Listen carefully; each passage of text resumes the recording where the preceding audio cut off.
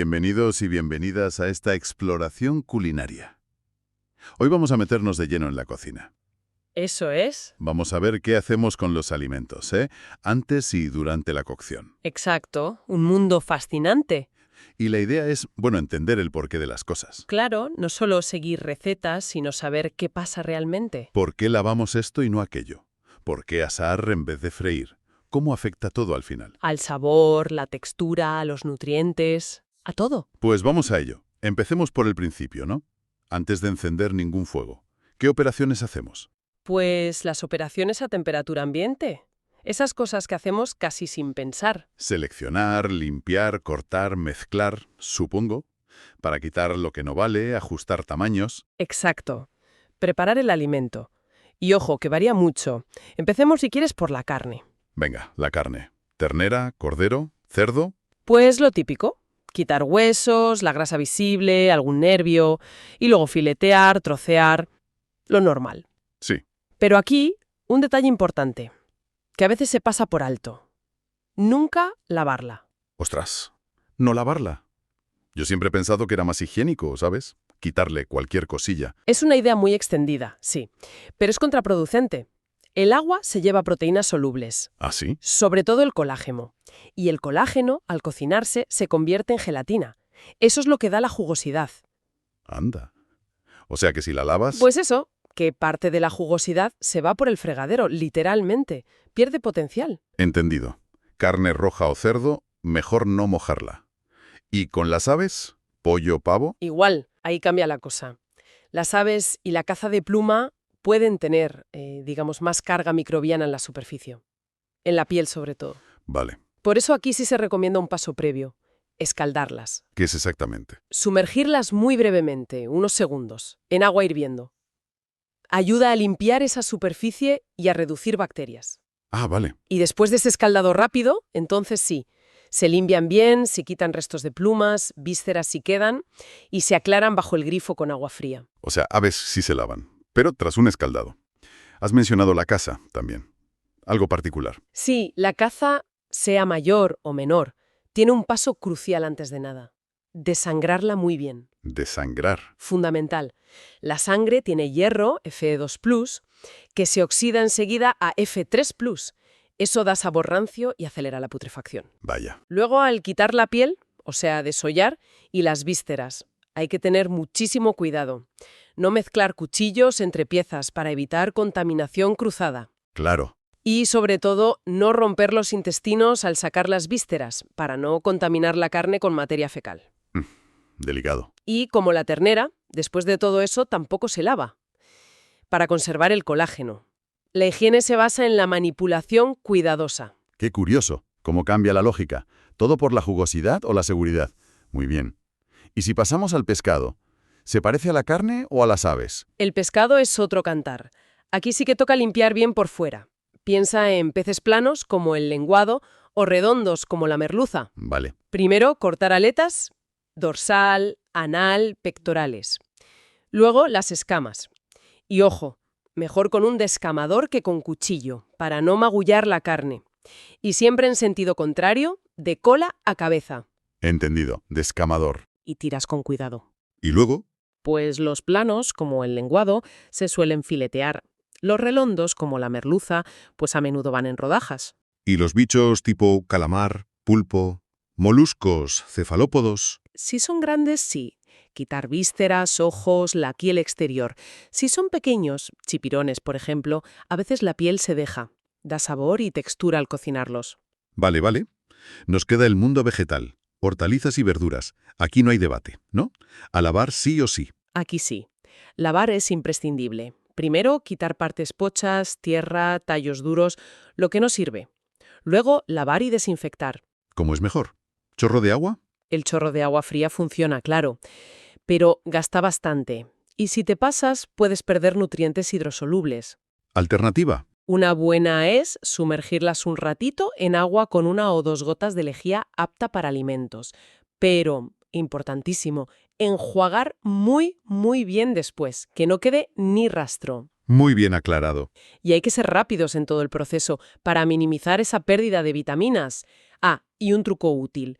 Después de lavar o desinfectar, pásalas a otro recipiente limpio, un escurridor o un bol. No las dejes en el agua sucia o con restos de lejía. Buen punto ese, sí señor. Y después de limpias, casi siempre toca trocear, ¿verdad? Cortar, picar. Exacto. El troceado. Parece sencillo, pero tiene su ciencia. ¿Qué conseguimos? Pues varias ventajas. Aumentas muchísimo la superficie de contacto. Eso hace que el calor luego penetre mejor, más rápido, más uniforme. Lógico. También consigues el tamaño adecuado para el plato y ayudas a que si mezclas varios ingredientes quede todo más homogéneo. Pero seguro que tiene alguna pega. Tiene inconvenientes, sí. Más superficie expuesta es más contacto con el oxígeno y eso puede degradar algunas vitaminas, como la C. Ajá. Además, al romper las células, liberas enzimas que estaban controladas. Pueden empezar a actuar y cambiar el alimento. Y también se pierden aromas, esos compuestos volátiles que huelen tan bien al cortar. O sea que es un equilibrio. Ganas en cocción, pero puedes perder en nutrientes y aroma. Interesante. Y una vez troceado, a veces toca unir o mezclar. Una masa, una salsa. Claro, el objetivo es conseguir una mezcla lo más homogénea posible, para mejorar el sabor, la textura o simplemente para que la receta funcione. ¿Y qué técnicas usamos ahí? Pues varias. Por ejemplo, la emulsificación. Eso es clave para juntar cosas que no se quieren, como el aceite y el agua. La mayonesa no. El ejemplo perfecto. Gotitas de aceite dispersas en agua. Y necesitas un pacificador, un emulsionante, como la lecitina del huevo, para que no se separen otra vez. Vale. Luego están las espumas. Meter aire en un líquido. Montar nata, las claras a punto de nieve. Requiere batir, o sea, energía, y a veces algún estabilizante. Como en el merengue. Exacto. También está la ligazón, que es espesar. Usar harina, maicena o un puré de legumbres para dar cuerpo a una crema o una salsa. Ajá. Y no nos olvidemos del adobo o marinado. Sumergir el alimento crudo en un líquido con especias, vinagre, aceite, para darle sabor, ablandarlo a veces y conservarlo un poquito más. Perfecto. Bueno, pues ya hemos preparado todo en frío. Llega el momento clave, el calor. La cocción. Aquí es donde la cosa se pone seria. Totalmente. La cocción es transformación pura. Cambios físicos, como la pérdida de agua o el cambio de textura. Cambios químicos en los nutrientes y cambios biológicos, matar microbios. Y todo eso afecta al sabor, al olor, al color y a lo nutritivo. Exacto. Y una idea importante. La cocción puede hacer dos cosas opuestas con los nutrientes. ¿Ah, sí? ¿Cómo? Puede concentrarlos dentro del alimento, sobre todo si creas una costra que impida que se escapen, ¿Como en un asado? justo, o puede hacer que pasen al líquido de cocción, enriqueciendo ese caldo. ¿Como en un hervido? Exacto. Por eso elegir el método es fundamental según lo que busques. Tiene todo el sentido. Vamos a ver esos métodos. Quizás por el medio que transmite el calor. Empecemos por la cocción sin líquido, el calor seco. Horno, plancha, parrilla. Perfecto. Aquí el calor llega sobre todo por el aire caliente o por radiación. Suele mejorar mucho la palatabilidad, o sea que esté más rico. Y más fácil de digerir, ¿no? También, y la textura y el sabor cambian radicalmente. Se forma esa costra doradita en la superficie, que son proteínas coaguladas. Al perderse agua, los sabores y nutrientes tienden a concentrarse dentro. A veces se añade un poquito de grasa, pero no es el medio principal. Y hablamos de temperaturas altas, ¿eh? Hasta 250, 260 grados en un horno. ¿Y qué le ocurre a la comida por dentro? A nivel más químico, digamos. Pues pasan cosas muy interesantes. Las proteínas sobre 65 grados se desnaturalizan, cambian su forma. Por encima de 75 grados se contraen, se endurecen. Por eso a veces la carne queda seca, si te pasas. Claro, el color también cambia. La mioglobina roja se vuelve parda. Y el colágeno, si hay algo de humedad, se puede gelatinizar, volverse tierno. ¿Y los azúcares? Los hidratos de carbono son protagonistas de dos reacciones estrella. Una es la reacción de Maillard. Esa me suena. Es la que ocurre entre azúcares y proteínas o aminoácidos. Crea cientos de compuestos que dan el color dorado y ese aroma y sabor a tostado o asado. Es una maravilla. La clave del saborazo. Y la otra es la caramelización, el pardeamiento de los azúcares solos. También da color y aromas complejos. Y las grasas, los lípidos, se funden y se redistribuyen, aportando jugosidad. ¡Cuánta ciencia! ¿Y cómo aplicamos este calor seco? ¿Has dicho horno, plancha? Sí, podemos distinguir entre fuego directo e indirecto. Directo sería la parrilla, donde el calor llega por radiación de las brasas, o la plancha, que es por conducción, contacto directo con la superficie caliente. Y indirecto es principalmente el horno. Ahí el calor llega por radiación de las paredes y por convección, el aire caliente que circula. Es un espacio cerrado. Dentro del horno hay variantes: hornear, mechar, bridar. ¿Y el gratinado? También es calor seco indirecto. Se busca tostar solo la superficie. Y el baño María es un caso especial. Cocción muy suave, por debajo de 100 grados, metiendo el recipiente en otro con agua caliente. Ideal para flanes, cosas delicadas. Clarísimo. Del calor seco, donde manda el aire, pasamos a otro medio, la grasa. La cocción en medio graso. Salteados, frituras, ahí hay alegría. Mucha. Aquí el calor lo transmite el aceite o la grasa líquida, y a temperaturas altas, 160-200 grados centígrados. Esto da unas cualidades de sabor y textura crujiente que gustan muchísimo. Pues mira, tiene que ser comestible, obviamente, líquida a temperatura de fritura, de sabor neutro, a no ser que busques el sabor particular del aceite de oliva, por ejemplo. Estable a más de 180 grados, que no tenga agua, resistente a la oxidación y que se elimine fácil del alimento. O sea, no vale cualquiera. No. Y muy importante, hay que cambiarla cuando se oscurece o se espesa. Es señal de que se está degradando y puede generar compuestos no deseados. Buen aviso. ¿Y qué técnicas hay? Has dicho salteado y fritura. Exacto. El salteado es rápido, con poca grasa muy caliente, a fuego vivo, dora la superficie enseguida, sella los jugos por esa coagulación rápida de proteínas y da mucho sabor. Puede ser para alimentos crudos o ya cocidos, lo que a veces llamamos rehogar. Vale, rápido y con poca grasa. Y la fritura es sumergir el alimento, total o parcialmente, en bastante grasa caliente. El objetivo es esa corteza dorada y crujiente por fuera y un interior tierno y jugoso. El sueño de la croqueta perfecta. Ese es. Nutricionalmente se concentra el alimento porque pierde agua. Pero claro, puede absorber parte de la grasa. Hay fritura superficial, en sartén, o profunda, con inmersión total. Y el alimento puede ir desnudo o protegido. ¿Protegido? ¿Cómo? Pues con un enharinado, un rebozado, harina y huevo, o un empanado, harina, huevo y pan rallado. Esa capa crea una barrera, da más crujiente y limita un poco que absorba tanta grasa. Interesante lo de la barrera. Vale, ya hemos visto aire y grasa. Nos queda el tercer elemento clásico, el agua. La cocción en medio acuoso, el calor húmedo. Exacto. Aquí el calor lo lleva el agua, un caldo, un almíbar o incluso el vapor de agua. Un detalle clave es la temperatura inicial del líquido. Influye mucho. Si echas el alimento en agua fría y luego lo calientas, se pierden más nutrientes hidrosolubles y minerales que si lo metes directamente en agua ya hirviendo. ¿Por qué? Porque el calor fuerte inicial coagula las proteínas de la superficie más rápido, creando una especie de barrera que dificulta que salgan esas sustancias. Ah, mira, empezar en caliente para sellar un poco. Tiene lógica. Eso es. Luego, claro, influyen el volumen de líquido, el tiempo de cocción y la temperatura que se mantenga. ¿Y qué técnicas usamos aquí? ¿Hervir, supongo? Sí, hervir es la cocción completa en líquido que burbujea. Ablanda el alimento y permite intercambio de sabores entre el sólido y el líquido. ¿Otras? Tenemos escaldar o blanquear, que es una cocción muy corta en agua hirviendo, para limpiar, fijar color, inactivar enzimas antes de congelar. Vale. El sancochado, que es una cocción parcial, como paso previo a otra técnica. El arroz parboiled es un ejemplo. Ajá. Escalfar, que es cocer lentamente en líquido, pero sin que llegue a hervir, por debajo de 100 grados, muy suave, para huevos, pescado. Delicado. La cocción al vapor. El alimento no toca el agua, solo recibe el vapor. Es fantástica para conservar nutrientes, de las mejores. Sí, ese tiene buena fama. Y la olla a presión. Cocina a más de 100 grados gracias a la presión que se genera dentro.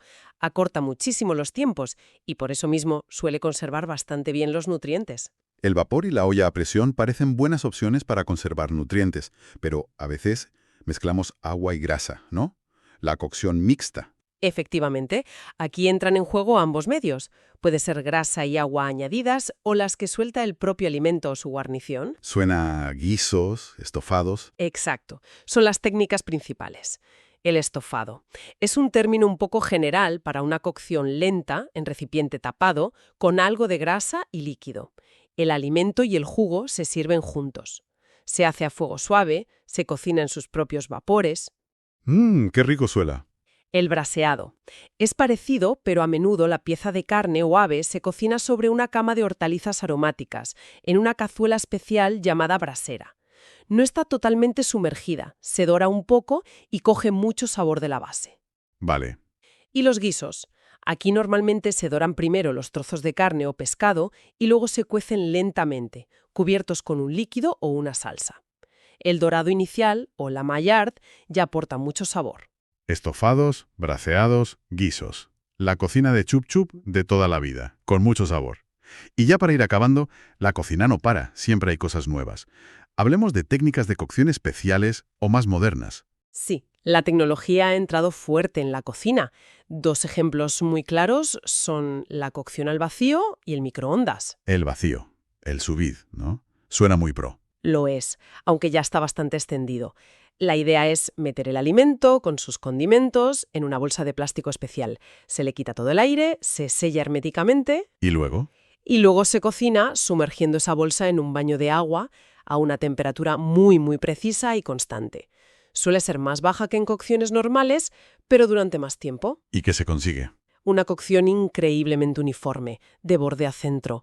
Conserva la jugosidad, la textura, los aromas, de una manera espectacular. Pero requiere equipo específico y ser muy estricto con la higiene y el enfriamiento rápido después, por el riesgo de algunas bacterias como el Clostridium botulinum, que crecen sin oxígeno. O sea, potente pero con cuidado. Exacto. Y luego el microondas. Ese lo tenemos casi todos en casa. Sí, pero a veces lo usamos solo para calentar la leche. Pues sirve para cocinar. Funciona de forma totalmente distinta. Usa ondas electromagnéticas que agitan las moléculas de agua dentro del alimento. El calor se genera desde dentro hacia afuera. Es súper rápido. Rapidísimo. Y ahorra energía. Las pegas. Pues que no dora. No hay reacción de Maillard, así que el sabor es diferente. Menos complejo. Y a veces calienta de forma desigual, sobre todo piezas grandes. O sea, útil para ciertas cosas. Muy útil para recalentar, descongelar y algunas cocciones específicas, sobre todo de vegetales o cosas pequeñas, pero no sustituye a todo lo demás. Vaya recorrido, ¿eh? Desde dudar si lavar un filete a cocinar en una bolsa de plástico metida en agua. Si tuviéramos que sacar una conclusión de todo esto, ¿cuál sería la gran lección? Pues yo diría que la lección es que cada pequeño gesto cuenta. Desde cómo preparas el ingrediente en frío, si lavas, cómo cortas, si marinas, hasta qué método de cocción eliges y cómo lo aplicas. La temperatura, el tiempo, el medio. Todo, absolutamente todo influye en el resultado final. En el sabor, la textura. Y en los nutrientes. Entender el porqué de cada técnica nos da el control. Nos permite dejar de ser meros seguidores de recetas para convertirnos en cocineros conscientes. Pasar de seguir la receta a entenderla de verdad, como decías al principio. Exacto. Y eso te permite improvisar con fundamento, adaptar platos a tu gusto, solucionar problemas cuando algo no sale bien y disfrutar mucho más, tanto del proceso como del resultado. Es valorar la pequeña ciencia que hacemos cada día al cocinar. Totalmente. Y quizá, como apunte final para quien nos escucha, podría ser interesante pararse a pensar la próxima vez que se cocine algo habitual. Ajá. Identificar las técnicas que se usan casi sin darse cuenta. Es un estofado, un salteado, un simple hervido. Claro. ¿Y si se probaran cambiar algo? ¿Qué pasaría si esas verduras que siempre se hierven un día se hacen al vapor? ¿O si se intenta sellar esa carne antes de añadirla al guiso? ¿Sería un buen experimento? Observar cómo un pequeño cambio afecta a ese plato que se conoce de memoria. A veces las sorpresas son muy gratas. Pues con esa invitación a experimentar y a mirar la cocina con otros ojos, nos vamos a despedir. Muchísimas gracias por este análisis tan detallado del tratamiento culinario. Gracias a ti. Un placer como siempre.